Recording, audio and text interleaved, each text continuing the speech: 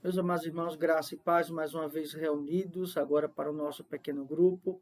Louvamos ao Senhor pela tecnologia, mas também rogamos ao nosso Deus que Ele abrevie esses dias e que nós possamos estar mais uma vez em comunhão juntamente com os irmãos. Meus amados irmãos, como os irmãos bem sabem, esse estudo está sendo gravado, mas os irmãos podem estar compartilhando perguntas, ponderações aqui no chat do YouTube, bem como também no nosso grupo do WhatsApp. É importante também os irmãos estarem compartilhando pedidos e agradecimentos de oração. É fundamental que nesses momentos tão difíceis estejamos orando uns pelos outros, na certeza de que o nosso Deus ouve nossas orações. Meus amados irmãos, como nós bem falamos no estudo anterior, nós vamos trabalhar para este semestre estudos intercalados. E nós vamos fazer uso não só do saltério, dos salmos, mas como também das cartas paulinas e dos profetas menores. E para hoje nós vamos ver uma das cartas, iniciar uma das cartas escritas pelo apóstolo Paulo na sua primeira prisão em Roma, onde ele escreveu Efésios, Filipenses, Colossenses e Filemon. E para hoje nós vamos ver a carta aos Filipenses. Mas antes de nós iniciarmos, vamos ter uma palavra de oração, rogando ao nosso Deus iluminação para entendimento da sua palavra. Oremos ao Senhor. Pai, muito obrigado por mais esse momento. Eu te agradeço porque o Senhor tem nos dado tecnologia e podemos achegar até os amados irmãos, até as suas famílias, com mais um estudo e palavra do Senhor para consolo, conforto, ânimo, exortação, esperança. Ó Deus, nos faz cada vez mais, Senhor, crescer na tua palavra. E nos dá, Senhor, um coração sempre voltado para ti. É assim que nós oramos ao Senhor. Em nome de Cristo, nós já te agradecemos. Amém. Meus amados irmãos, esta carta foi escrita pelo apóstolo Paulo por volta do ano 62 depois de Cristo. O apóstolo Paulo que fundou a igreja em Éfeso. Vale lembrar que esta informação está em Atos capítulo 19. O apóstolo Paulo ficou cerca de 3 anos naquela região. Éfeso, que é a cidade mais importante na Ásia Menor, uma das mais importantes, muito rica, sobretudo no seu sentido portuário, uma cidade estratégica. É em Éfeso que não só Paulo ele se dirige a outras cidades, mas também ali terá como pastor o jovem Timóteo. É também em Éfeso que o apóstolo João escreve o seu evangelho, bem como também as suas cartas. É em Éfeso que a mãe de Jesus vai morar com o apóstolo João. Então, é uma cidade muito importante para a propagação do evangelho. E o apóstolo Paulo, então, resolve escrever, após estar preso em Roma, a estes irmãos. Mas alguns também dizem que esta carta também pode ser colocada como uma carta geral, já que, segundo alguns manuscritos, também esta carta ela não possuiria essa indicação para os Efésios ou para a cidade de Éfeso. É importante também destacar acerca desta carta, acerca dessa localização, que essa cidade se localiza onde hoje é o sul da Turquia. Então, nós temos uma cidade próspera, uma igreja próspera, uma igreja pastoreada e fundada pelo apóstolo Paulo, cuidada por Timóteo, também pastoreada por João. Então, temos grandes lições acerca desta carta. Ela tem como objetivo principal falar acerca da igreja, sobretudo, fundamentada na bênção do Senhor, na bênção de Deus, nas muitas bênçãos que Deus tem derramado sobre a igreja, sobretudo através da pessoa e da obra de Jesus Cristo. Então, Paulo, ele vai escrever com o intuito não de falar acerca de questões pessoais, como a carta aos Coríntios, por exemplo, mas é uma carta que vai tratar de questões doutrinárias, falar desta relação de Cristo para com a igreja. Enfim, temos muito a aprender acerca desta carta do apóstolo Paulo.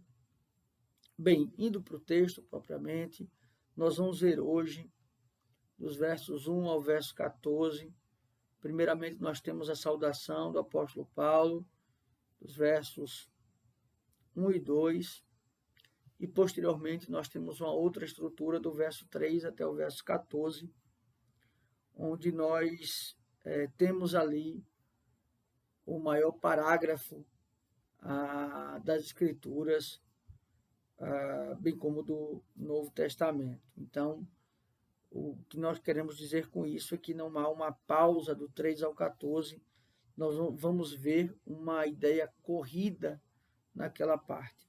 Nós vamos iniciar então, como sempre fazemos, verso a verso, tentando extrair lições preciosas da parte do nosso Deus.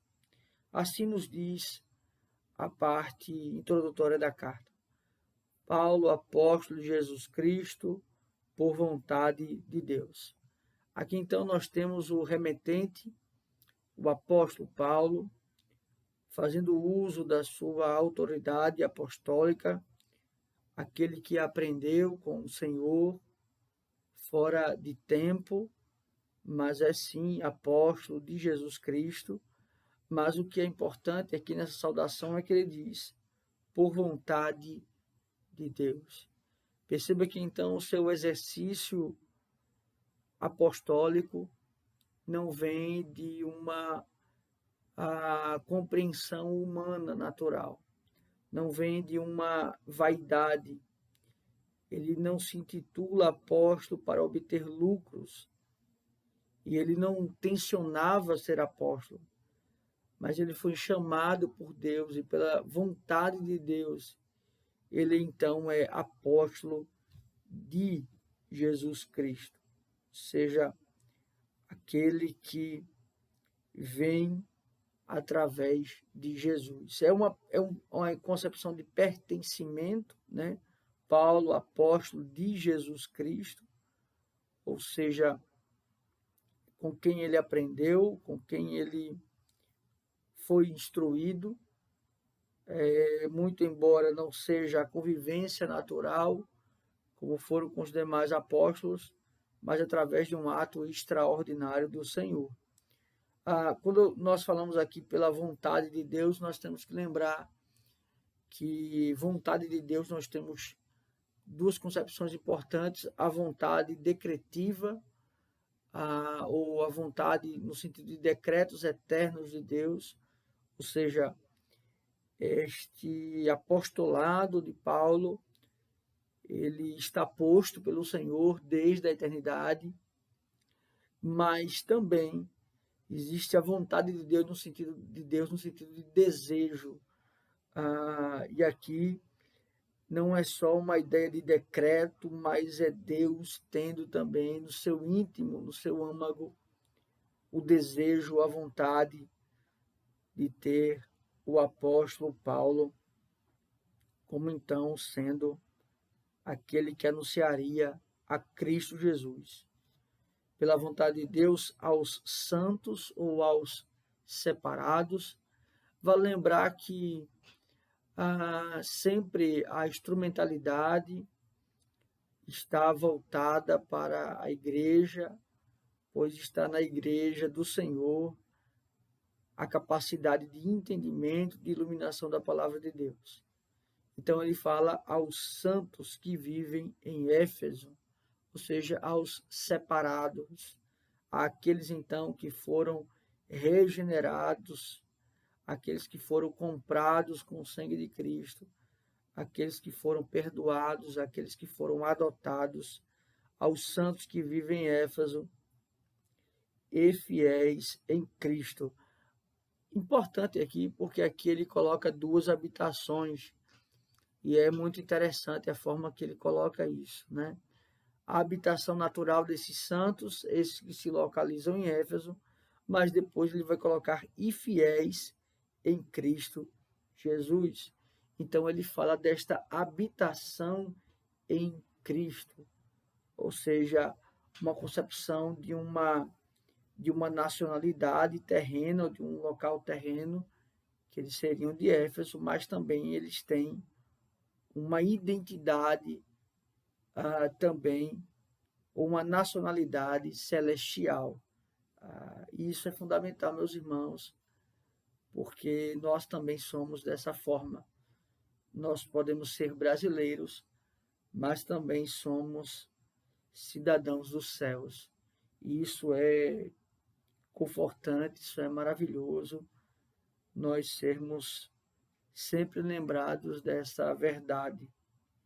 Então ele vai nos dizer: graça a vós outros e paz da parte de Deus. E paz da parte de Deus. A saudação que nós já conhecemos, graça e paz. Sempre é bom lembrar que aqui é uma concepção teológica, né? É através do ato gracioso do Senhor que podemos ter paz com Ele, não inverso, não há paz sem a graça, mas a graça que então promove a paz com Deus. É através do ato gracioso de Deus de entregar o seu filho, o seu único filho, para morrer em nosso lugar, que então nós somos reconciliados com Ele. Graça a vós outros e paz da parte de Deus. Perceba que então aqui ele fala paz da parte de Deus. Então está dizendo aqui que o próprio Deus é que planejou esse ato redentivo, ou seja, o ato gracioso que nos trouxe reconciliação. E ele vai dizer: e da do Senhor Jesus Cristo. Então aqui ele fala também deste que foi o instrumento deste plano do Senhor. Partindo agora justamente para aquele bloco que eu falei, ele vai trabalhar sobre as bênçãos de Deus em Cristo, o autor da nossa redenção. Então, agora ele vai para um longo parágrafo para tratar, então, destas bênçãos que Deus nos traz em Cristo Jesus. Qual a concepção do apóstolo? É sempre animar, esperançar os irmãos. Muito embora esta carta não tenha nenhum assunto específico, mas sempre o evangelho ele visa a trazer esperança, trazer ânimo, porque sabemos que a nossa carne é fraca, que nós somos muitas vezes tendenciosos no sentido da caminhada, fraquejamos na caminhada. Então, o apóstolo sempre tentando animar os irmãos, esperançar os irmãos. Ele vai dizer no verso 3: bendito o Deus e Pai do nosso Senhor Jesus Cristo, que nos tem abençoado com toda sorte de bênçãos espirituais nas regiões celestiais em Cristo. Perceba que é algo muito corrido, que não há uma pausa propriamente, mas bendito o Deus e Pai do nosso Senhor Jesus Cristo. Ele começa então com uma doxologia, ou seja, exaltação a Deus. Não há como falarmos de redenção, do plano redentivo do Senhor, da graça que é termos a Cristo como Salvador, e que não gere em nós, no nosso coração, a adoração ao Senhor. Então ele começa com a expressão bendito. Primeiramente, aqui essa palavra no sentido de bom, ou também no sentido de bendizer ao Senhor.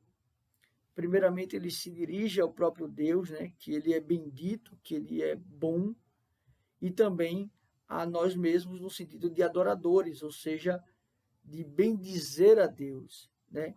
Ou de testemunhar bem do Senhor. Bendito o Deus e Pai do nosso Senhor Jesus Cristo. Então, aqui ele já apresenta o Deus e Pai, não é um Deus, mas é o Deus e Pai do nosso Senhor Jesus Cristo. Aqui ele já estabelece uma concepção de que Deus e Cristo, eles são coigual, coeterno e consubstanciais. Ele vai dizer que nos tem abençoado com toda sorte de bênção espiritual nas regiões celestiais em Cristo. Ou seja, a bênção, a felicidade. Temos de Deus muito mais do que merecemos. Mas tem uma expressão aqui que ele utiliza, que tem nos abençoado. A concepção aqui é uma ideia de gerúndio, ou seja, uma concepção de abençoando, ou seja, não é que ele nos abençoou, não é que ele nos abençoa, não é que ele nos abençoará, mas que constantemente, de forma ininterrupta, ele nos abençoa dia a dia. E ele não fala aqui somente na questão da salvação, que já seria algo extraordinário, mas ele fala desse cuidado permanente do Senhor, desse zelo permanente do Senhor. Então ele vai dizer com toda a sorte de bênção espiritual nas regiões celestiais em Cristo. Aqui então ele fala de onde provém essas bênçãos. Provém do alto, da morada do Senhor, nas regiões celestiais em Cristo. Ou seja, é pelos méritos de Cristo que o Senhor nos abençoa, é pelos méritos de Cristo que o Senhor cuida de nós, é pelo mérito de Cristo que ele zela por nós. Então perceba que ele sempre enfatiza esta glória para o Senhor. E aqui também ele fala do sentido de Cristo como sendo aquele que está intercedendo por nós nas regiões celestiais em Cristo.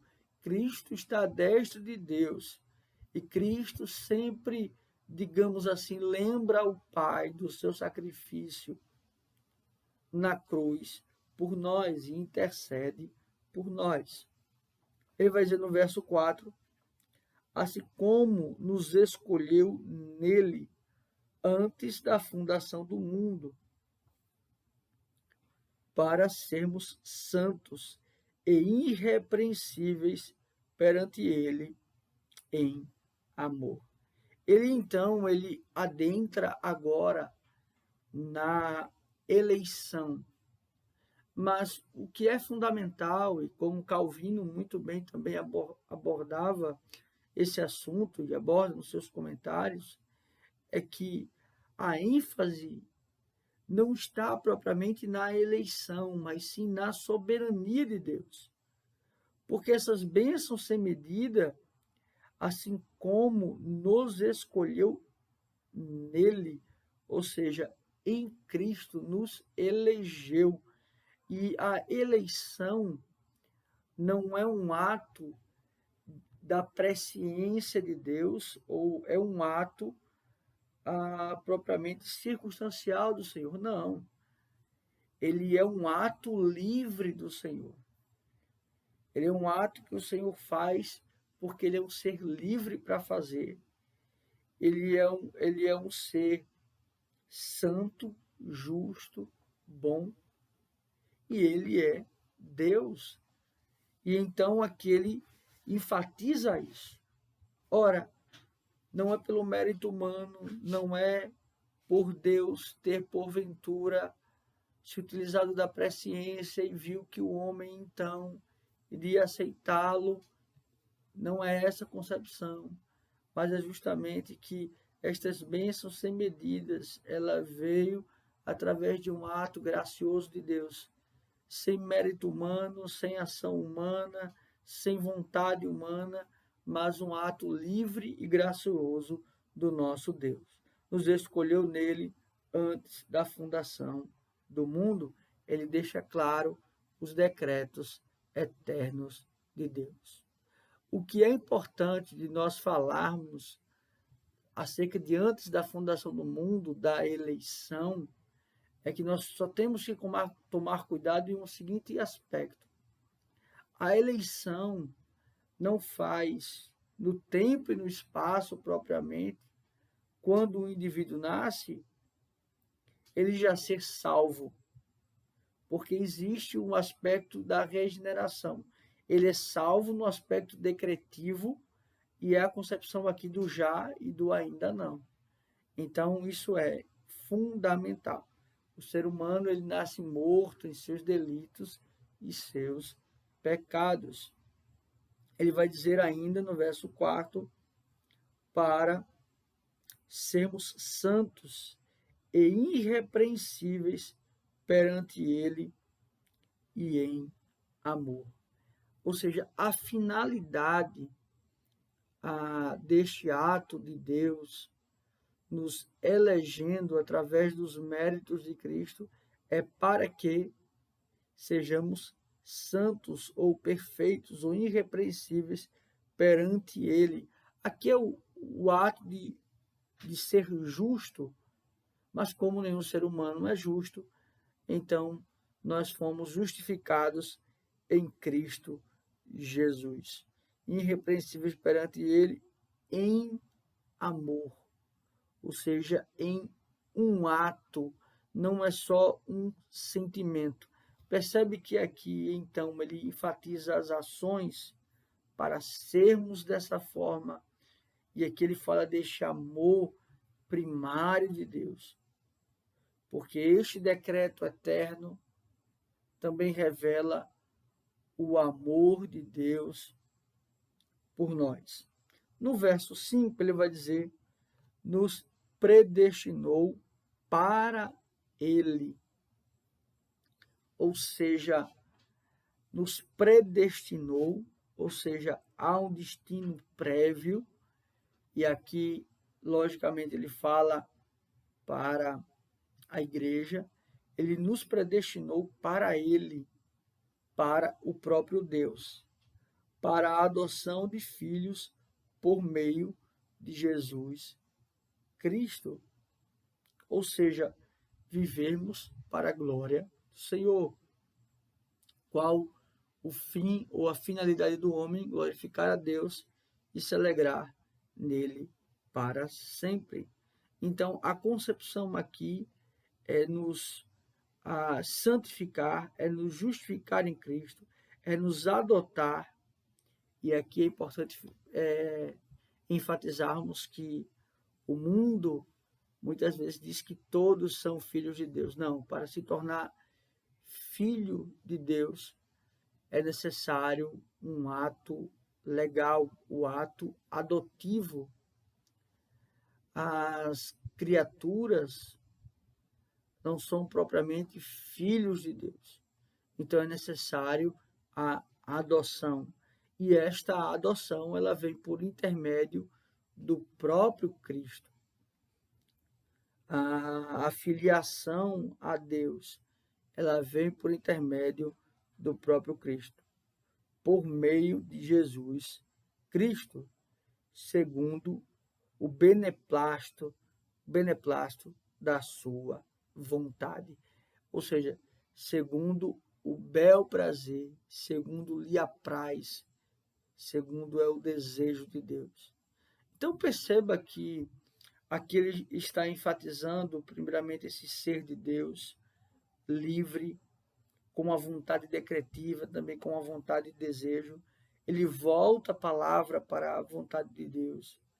E perceba o quanto isso é assim, é difícil para os nossos dias, porque a carta do apóstolo Paulo aos Efésios, ela é, sobretudo, embora seja uma carta que trate sobre a igreja, ela é uma carta que sempre está em uma ênfase de exaltação desta obra redentiva da Trindade. E isso é fundamental. Então, aqui sempre a ênfase é Deus, a sua soberania. Perceba que ele não está tratando de nenhuma circunstância ou nenhum pecado, mas é uma carta que flui para exaltar, para ser de fato uma doxologia a Deus, né? E isso é fundamental, porque conquanto muitas vezes palavras elas podem nos emocionar acerca de nós mesmos, algo que mexa com as nossas emoções, mas quando vemos e ouvimos e refletimos e meditamos acerca de Deus, aí sim podemos descansar, aí sim temos alívio, porque nós podemos vislumbrar Deus Todo-Poderoso que governa todas as coisas. No verso de número 6, ele vai dizer da seguinte forma: para o louvor da glória de sua graça, que ele nos concedeu gratuitamente no amado, para o louvor da sua graça. Ou seja, tudo ele fez para o seu louvor e o reconhecimento da graça, do favor e mercê de Deus, que ele nos concedeu, que ele nos deu gratuitamente, ou seja, de graça. O que é interessante e devemos refletir, como nós podemos então aceitar, ou como ficaria a teologia arminiana, ou seja, meritória. Como entender que algo que é nos dado necessita retorno? Percebe? Então é algo sem retorno. É algo que Deus faz e ele não coloca um retorno.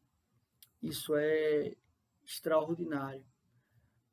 E ele vai continuar gratuitamente no amado. Este é o meu filho amado, a quem eu tenho prazer. Percebe que esse ato gracioso, esse ato singular do Senhor, ele foi um ato que exigiu um preço muito alto.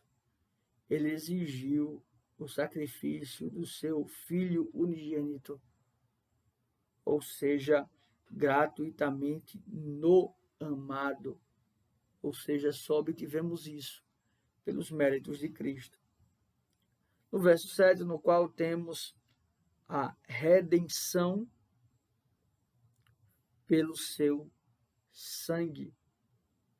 Ou seja, temos a transformação, temos a regeneração, temos uma nova posição perante o Senhor. E isso foi através de um sacrifício pelo seu sangue, a remissão dos nossos pecados. Então, quanto a redenção é um estado, estávamos em um estado de queda e agora fomos elevados a um estado não mais de queda, mas de justificação.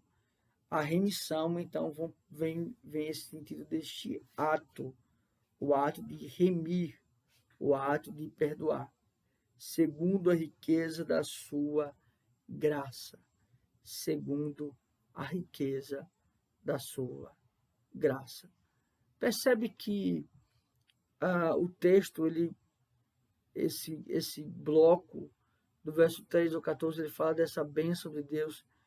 E se você observar, em nenhum momento ele está falando de algo temporal, ou de algo efêmero, ou de algo passageiro, mas ele fala de algo eterno.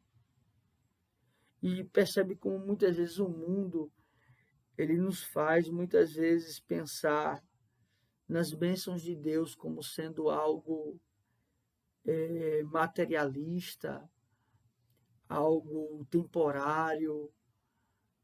Não que Deus não nos abençoe com o pão de cada dia, não que Deus nos abençoe com o trabalho, mas a ênfase aqui é que nós devemos pensar que a maior bênção, a abundância do Senhor está justamente no ato redentivo, na salvação, na vida eterna, no ato gracioso do Senhor, neste amor incondicional de Deus, entregando o seu próprio Filho e agora nos justificando, nos adotando. Percebe o quanto isso deve arder em nossos corações, para um coração que adora a Deus, que serve ao Senhor e que não só está vislumbrando esta vida, mas que já é também cidadão celestial.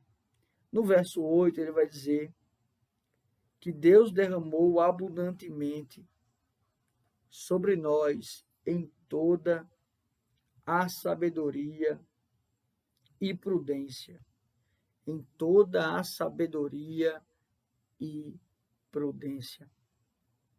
Aqui então ele fala também dessas bênçãos, porque perceba que o ato da redenção, da remissão dos pecados, não é só um ato de nos transportar para um lugar, de nos dar uma nova terra ou um novo céu, mas é um ato de transformação, é o conhecer e reconhecer a Deus, são as atitudes, é a mudança, é o coração regenerado, é o coração transformado. Ele vai dizer da seguinte forma, no verso 9, ele vai dizer assim, desvendando-nos o mistério da sua vontade, segundo o seu beneplácito, que prospera em Cristo. Lembre-se sempre que o mistério das Escrituras, ou quando as Escrituras falam em mistério, não é algo que ainda será revelado, mas o mistério, na verdade, ainda era a incompreensão acerca dessa progressividade da revelação. E ele fala então desse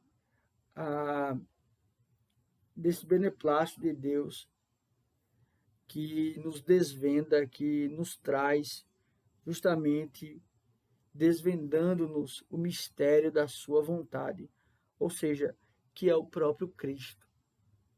Então, este mistério que estava oculto, que estava encoberto no Antigo Testamento, ele tem a sua revelação em Cristo Jesus.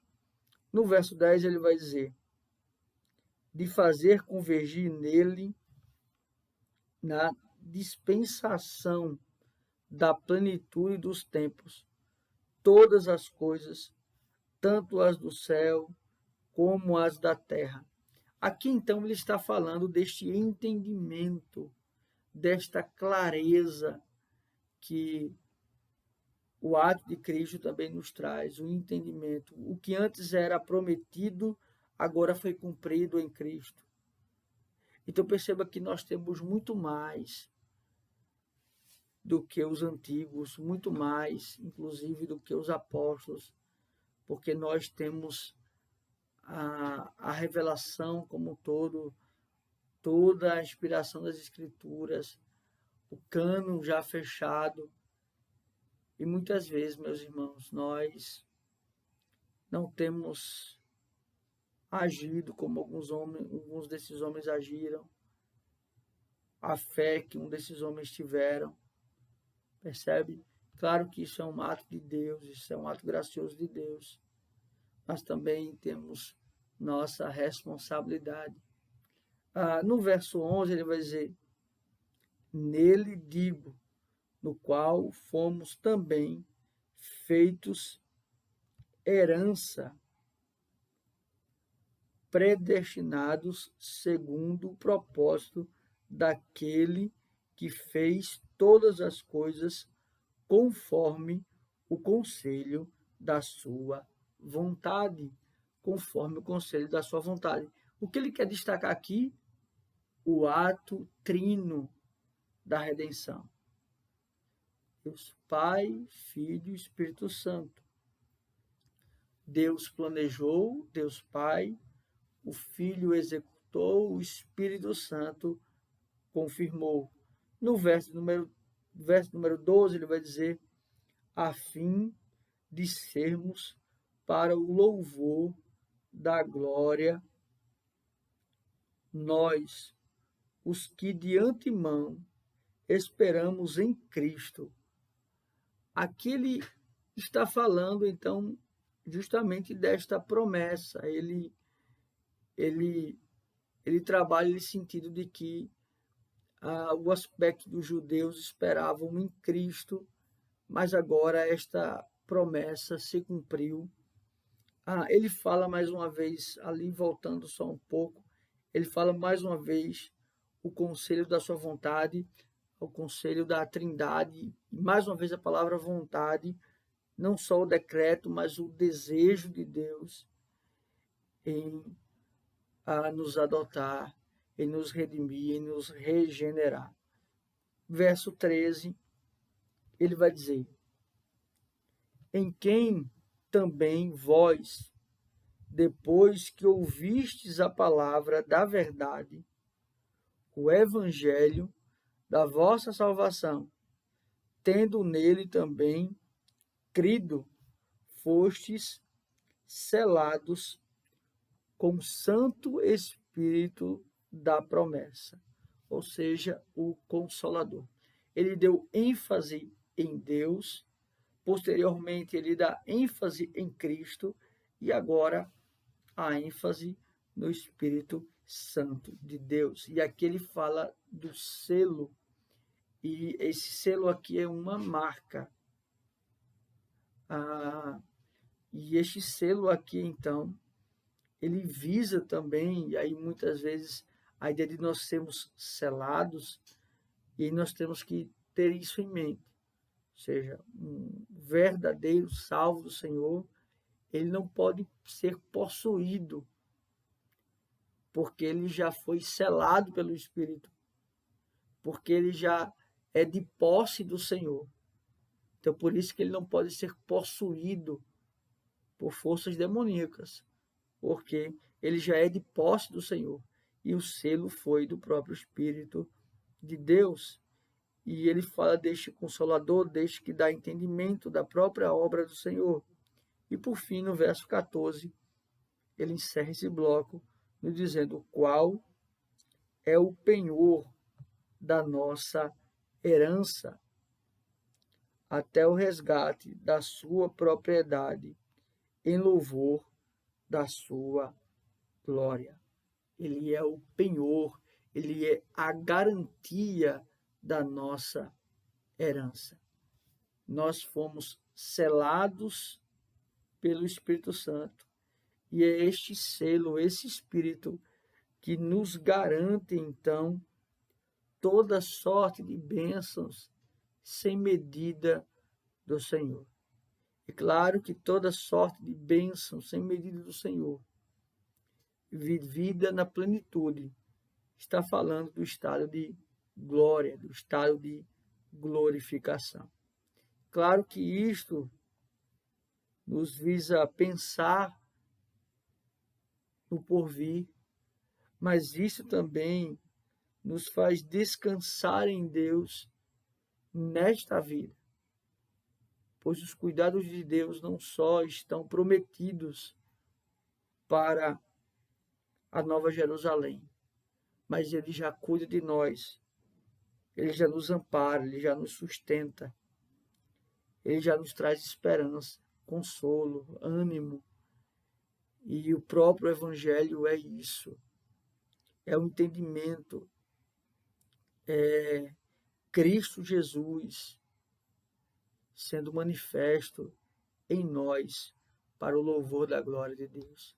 Que palavras preciosas, meus irmãos, nós podemos ter da parte do Senhor. Que maravilha é sempre meditar no seu Evangelho, porque a grande lição para nós, finalizando, é que muitas vezes nós pensamos que a real felicidade está em coisas desta vida, está em um trabalho, está em riquezas, está em um relacionamento, e quando nos enganamos, porque a real felicidade está naquele que nos garantiu a vida eterna. Deus assim nos abençoe, que Deus cada vez mais esteja alimentando o coração dos amados irmãos, na certeza de que Deus tem nos abençoado com muitas sortes de bênçãos todos os dias. Vamos orar ao Senhor encerrando esse momento. Pai, muito obrigado, porque nós podemos ouvir a Tua voz, sermos instruídos pela Tua palavra, sermos esperançados por ela. Obrigado, Senhor, pela Tua obra redentora. Tu nos elegeu em Cristo Jesus. Nós não merecíamos, mas pela Tua livre vontade, Tu assim o quiseste. E nós te agradecemos, Senhor, porque nós não merecíamos, nós não merecemos tamanha dádiva, tamanha graça. Obrigado, Pai. É assim que nós oramos. Em nome de Cristo, nós já te agradecemos. Amém. Que Deus assim os abençoe, meus amados irmãos.